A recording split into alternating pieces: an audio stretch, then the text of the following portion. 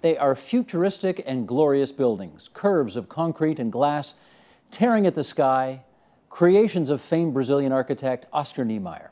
Architect Don Schmitt has seen Niemeyer's creations firsthand, and he joins us now to reflect on Niemeyer's contribution to the world. Nice to have you here at TVO. Thank you, nice to be here. So give us the overview on Niemeyer's life and why people like you care about him so much. Well, he practiced for 80 years until he died just a week short of his 105th birthday. An extraordinary legacy of really defining the spirit of Brazil in his architecture, and I think became associated with the kind of Brazilian spirit worldwide as a modern architect. He's the guy who, at the time, essentially created the look of this brand new capital city that Brazil created out of nothing, right? Brasilia. Brasilia. And yeah. his buildings are, what are the hallmarks of a Niemeyer building that you would see if you visited Brasilia? Well, the hallmarks of his building, both in Brasilia and elsewhere, are really curves, sensuous kind of forms executed in concrete, really breaking free from the geometry and the sort of rational cubic forms of modernism as we all think about it. He really reinvented the kind of curve and a more tropical, sensuous Latin curvilinear form that was really, I think, part and parcel of the Brazilian identity. And the story I read was that he wanted his buildings beautiful and curvy, like Brazilian women. Is there any truth to that? Well, that's a quote. You've got a correct quote of his, yes. I think he was actually much more serious than that, and I think he knew how to sort of make the bon mot for defining his work, but he had an extraordinary tradition, and his office overlooked Copacabana Beach, one of the great beaches of the world, and I guess he drew some inspiration from the beach. You guess he drew some inspiration from that. I'll bet he did. Let's go. But he was married to the same woman for 76 years. Yes, he was. How about that, eh? Yeah. Let's go through a half a dozen or so pictures here, and you can just feel free to tell us sort of one or two things that jump out at you, starting with the National Museum in Brasilia. Brasilia was a project that was the president at the time, Kubitschek, wanted to build 50 years of progress in 5 years. So it's a city for 500,000 people built in rapid pace. And this museum is one of the defining public buildings that Niemeyer did, all of the public buildings. And you can see the sort of wild spacecraft kind of configurations, the sort of upside down dome, bridges almost with no railings flying in and out. I mean, a very minimalist building, but very distinct and unique. Would the reflecting pool in front be his idea as well? Absolutely. And all part of it? Absolutely. Okay, next one is the National Library, again, Brasilia.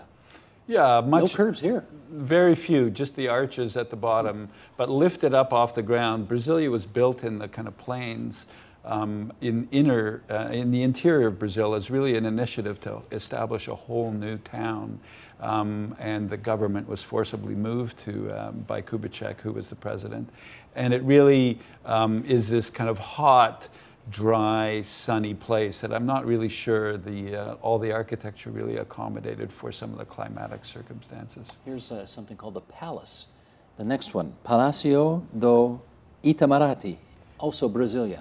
This is the presidential palace. This is where the president of Brazil's sort of reception and life takes place in Brasilia. And I think it's one of his more beautiful buildings. It's this extraordinary sort of enclosed glass interior, sun-shaded and set in water in this very hot climate. It's a very kind of elegant and classic project. And again, sharp lines, but with the arches indicating the curves, I guess. Exactly, exactly. The National Congress Building in Brasilia is our next one. Look at that. These are between the National Cathedral and the National Congress Building, he had a great skill at designing the sort of postcard views, the views that maybe they weren't great as interior spaces, but they were extraordinary in terms of representing the postcard and the image, the kind of icon of modernity in Brazil, and he was exceptionally good at defining that identity. Now, Don, tell me if I'm crazy, but I looked at that, and the first thing I thought of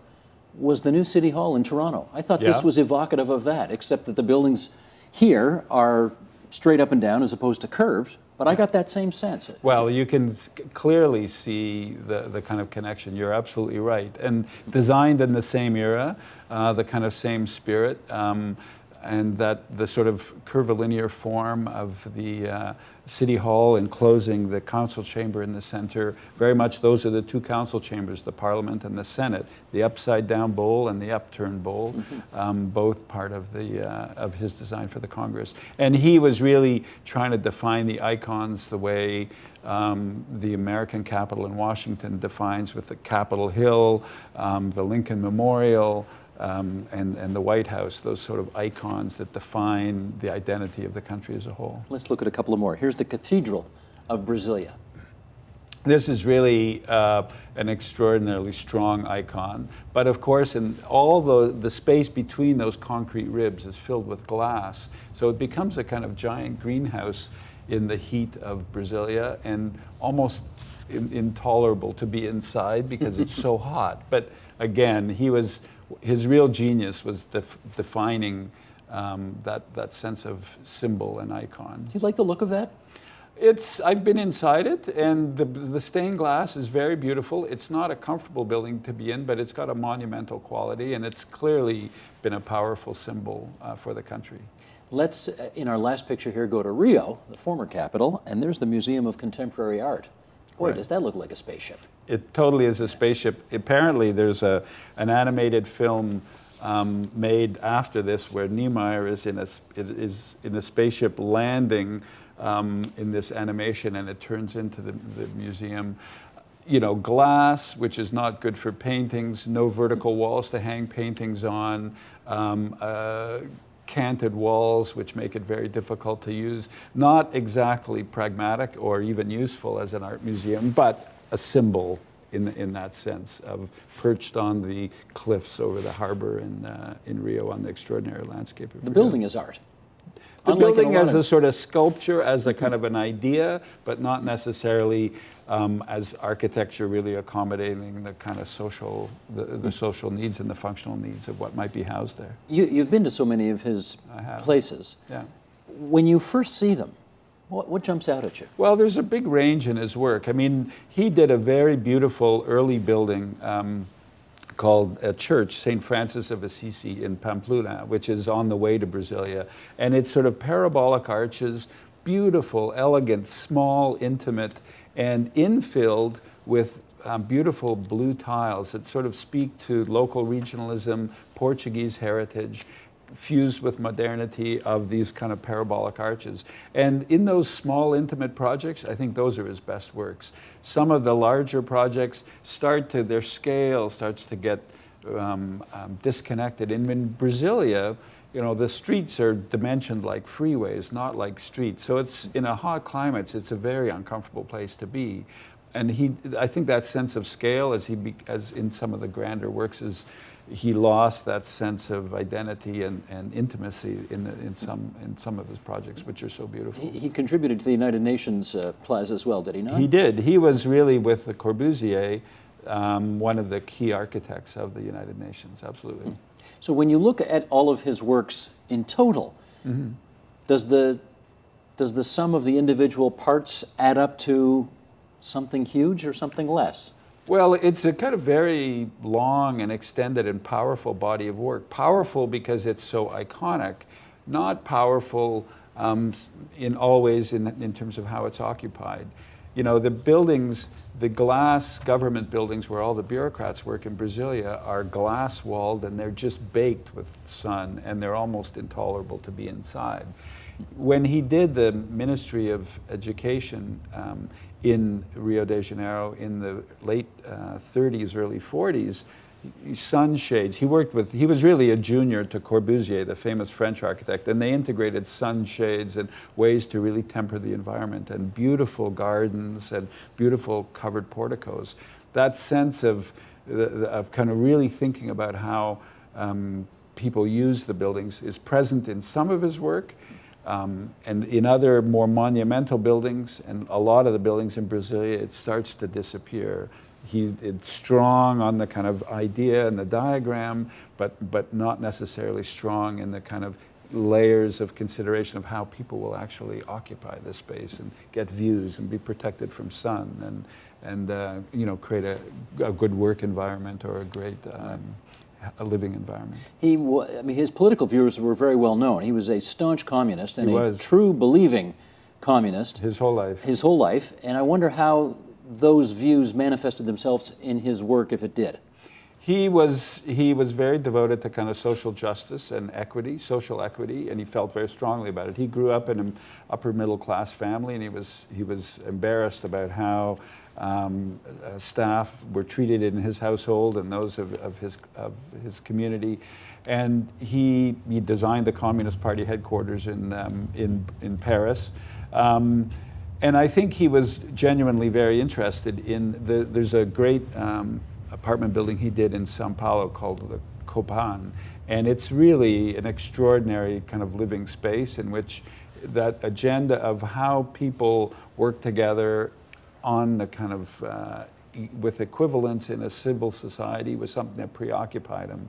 But often he lost that thread in the more monumental work. But he was very much committed to an equitable Brazilian society. Did he suffer for his communist views during his life? He went into self-imposed exile for 2 years. At the end of I think it was the end of the 60s, there was a military coup, a dictatorship, and being a communist was, he really was under some threat. So he left to France, and he was gone for 20 years and never returned to Brasilia until the end of that 20-year period, and then resumed practice in Rio.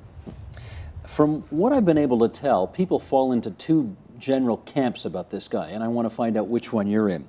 There is the Niemeyer as one of the architects who took the chill off modernist design, or there's Niemeyer as the guy who gets the credit by default because he outlived all of his competitors. Which camp are you in? Well, I think I'd be in the former camp. I mean, he really explored and developed and pursued a kind of beautiful, sensual modernity. He really understood, and he worked with a great Brazilian landscape architect named Roberto Burle Marx, and the two of them, when they collaborated, it was their best work, sensual and tropical, and really sort of capturing that easy rhythm of the kind of culture in Brazil in a really beautiful way. He did outlast everyone of his generation. He went through many generations, and continued to work right until the last few days. So there's no question there may be some ambiguity in aspects of his reputation, but I think genuinely he was a great stylist and a great,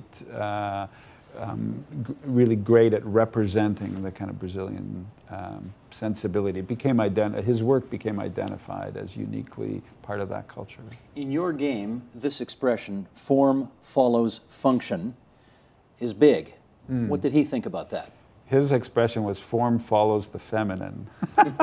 So back to the beaches. That's back to the beach, back to Copacabana, and looking out at the beach from his studio. The line, I think one of the lines was, when a form creates beauty, it becomes functional and therefore fundamental in architecture. You buy that? No, I don't actually. I think that really understanding the kind of community, the kind of life of the people who are occupying, the building is really important. He said life is more important than architecture. So that sense of the kind of life that is accommodated in architecture trumped the importance of the design and the sculpture. And in fact, though, I think in his own practice, he more often than not was erred on the side of sculpture and not on the side of life. I'm going to read you a quote here from the Financial Times. This was about a week ago from Edward Glaser, who wrote, "When we consider the city that success eventually allowed Niemeyer to build, it should also serve as a warning," talking about Brasilia, of course. "The modernists were good at designing functional and striking structures, but far weaker at understanding how those structures fit together to form a city. Modernist architect Le Corbusier, who you've just talked about, his own vision of skyscrapers surrounded by grassy spaces seems utterly ignorant of the street life that powers urban interactions."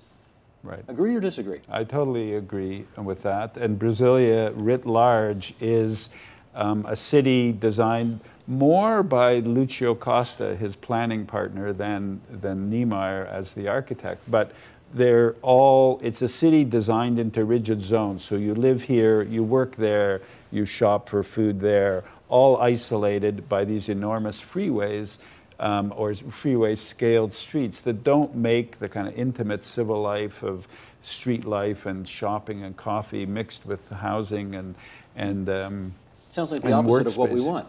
It's the opposite of what we strive for, I think. It's that sense of isolation and huge scale that really dominated Brasilia, and in lots of ways it's failed for that reason. It's been taken over and it's been sort of transformed by life. It's not the same as it was ever intended by them. And in that way, I think it will grow into a more mature, interesting urban form. So is it fair to say that the Niemeyer vision of where architecture fits in the life of a city is now outdated? I think in terms of its urban form, I would say yes. And in terms of his large monuments sort of done in very iconic ways, I would say yes. I think, though, there is throughout his body of work beautiful projects, lovely work, both large and small scale, that are very, very wonderful works of architecture. But it's an inconsistent work as I see it. In which case, tell me in our last minute here, tell me a project you're working on right now and whether it was at all influenced by Niemeyer. Well, that's an interesting question. We're doing a project for Sick Children's Hospital, Sick Kids Hospital down on Bay Street, and it's their research tower. It's a 20-story building. Well, this is massive. It's a very large building. Yeah. And it's all occupied by this extraordinary group of researchers who are doing work in children's health that Sick Kids has put together over many years. Along Bay Street, you'll see these very curvilinear neighborhoods that link 2 and 3 floors of different researchers together to really facilitate connection and integration and communication amongst everyone working in the lab and working over computers and working over equipment. So these are kind of beautiful curvilinear, hopefully beautiful curvilinear spaces, both carved into the plan and bursting out onto Bay Street, that is perhaps not initially consciously, but perhaps very much influenced by Niemeyer. A little evocative of, maybe. I hope so. What's the budget on that project? It's about a $270 million project. It's a major project. You've done okay, Don. That's good. It's a big project. Congratulations. And thanks so Thank much you. for coming in today and helping us with this. My pleasure. Don Schmitt, Principal Architect, Diamond Schmitt Architects, Inc.